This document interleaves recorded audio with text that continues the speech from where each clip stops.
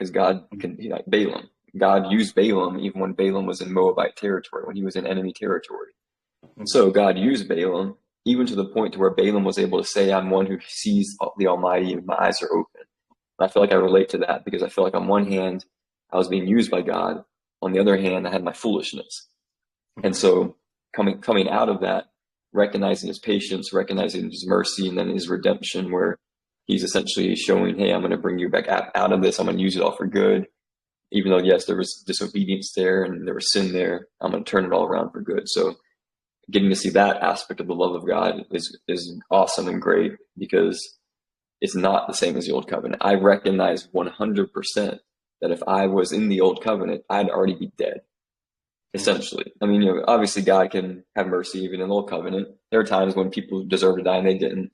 But in the heart of the whole matter, I was like Achan. I had an idol I hid, and the people stoned Achan. And that was justice for him. And so just looking at that mercy and looking at the new covenant, that's kind of what I get to see now is there's great mercy here and there's great redemption. Well, yeah, it brings up and I was reading yesterday at the end of Amos, and the book of Amos, is about God's judgment on Israel. The 4 visions that Amos has, and for Israel, and but it ends in a promise of redemption. It ends in God's restoration of David's throne, and that's the story for all of us, all of us who are in Messiah, regardless of where you've been, what you've done, like you said, like there is mercy, before God. If we confess our sin, if we come to him, and if we relinquish ourselves, and just give it to him, there's a promise of restoration, a promise of redemption, a promise of completion, because without him we are incomplete. And so Amen. I know we touched on this already. I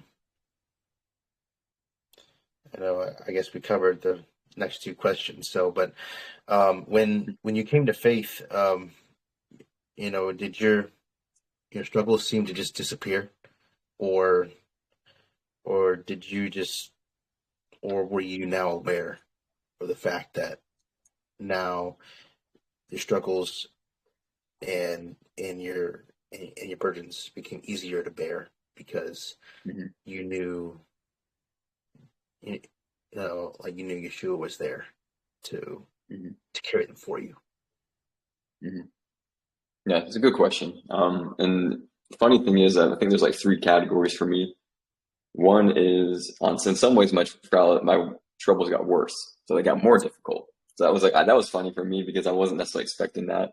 But then the more I read through the Bible, the more I saw, okay, this is expected. This is something that actually is meant to happen. So on one hand, life got a lot more difficult, but on the other hand, life got a lot more easier. So it's like the paradox of it all, where as I learned to be obedient, Jesus said, my yoke is easy, my burden is light. So I found myself being able to do things I would never be able to do before. I found myself breaking out of social anxiety in ways I never had been able to before, like things that weighed me down heavily all my life. I could finally talk to people. I could finally open up. I was very closed off growing up. Very social anxiety was there, a heavy presence upon my life. I could finally overcome that. I could finally talk. I could finally be in public and no longer be trapped in my mind and feel like I have to analyze every little conversation I have. So I was set free from that. So I got to see some aspects of my life that got much easier, got much better. And I got to see him helping me know there was no way I could ever do this on my own. So it was like him showing me that he's able to set me free from these things. And then in the areas where it did get more difficult, so like the spiritual warfare and then just persecution, because one of my greatest fears growing up was just the judgment of man. It's probably one of the reasons for my social anxiety. And he kind of used this whole process to help set me free from that, because all of a sudden now, as I'm talking about Jesus, who I thought was going to be like, oh, everyone's going to love Jesus. No, as I talk about Jesus, all my friends start to come against me, start to persecute me for no real reason at all in reality, other than me just talking about him. And I started getting help, and that helped to set me free from fearing people's judgments and fearing these things that I feared my whole life. So God has a good way of using like our circumstances for our good, and even for the good of people around us, so that they can see a change. Because I know everyone around me at the time saw a change. It kind of rang out among my high school. Like I felt it at the time. I didn't see it at the time. I felt it. But later on, some of my friends were telling me, yeah, everyone back in high school, they thought you were going crazy, and they're all talking about you. So I felt the spiritual weight of it. I could feel it spiritually, like that everyone's finding out about what's going on, and it didn't feel good. And as I testified of Jesus, it kind of spread, and that created like that whole outcast thing for a moment. But I think looking back now, like we're 10 years, 12 years down the line, all those people, I think they are seeing me differently than they used to see me at that time. Because all they saw at that time was some radical Christian who just became radical, so to speak. And so God has a good way of doing that. Over time, people seeing our fruit. Over time, people seeing the change and seeing the whole character of Christ, and not just what might be scary to the world of a guy going from one way to the extreme opposite way, and they don't even know what's going on at that point. Mm-hmm. And so I definitely got to see his power in the midst of difficulty, and yet at the same time, just knowing that, yes, there's power there, but there's also a form of suffering we have to just press into. And we're not always going to feel all great power. We're not always going to feel this great strength, but that in our weakness, as we submit to it, he's right there to help us. And so I think that's kind of like that third category is there are going to be times when we're going to go through great difficulties, and we're not going to feel the power of the resurrection, so to speak. We're going to feel the cross. We're going to feel the discipline. We're going to feel the hardship. And the more we go through those experiences and just submit to it, the more we're going to learn that there is help the whole way through. Well, yeah, it brings to mind, Isaiah 43, 2, it says, when you pass through the waters, I will be with you, or through the rivers, and they will not overflow you. When you walk through the fire, you will not be burned, nor will the flame burn you. Yeah. And so, if the Lord calls you, he's going to be with you, and so,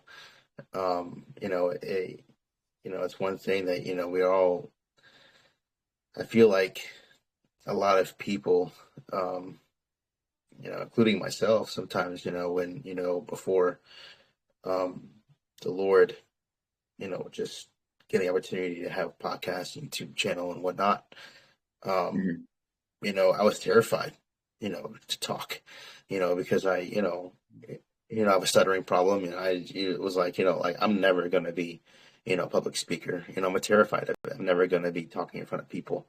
And I'm like, okay, Moses. I know. Yeah. But what we think is a hindrance, God uses it as a blessing to others.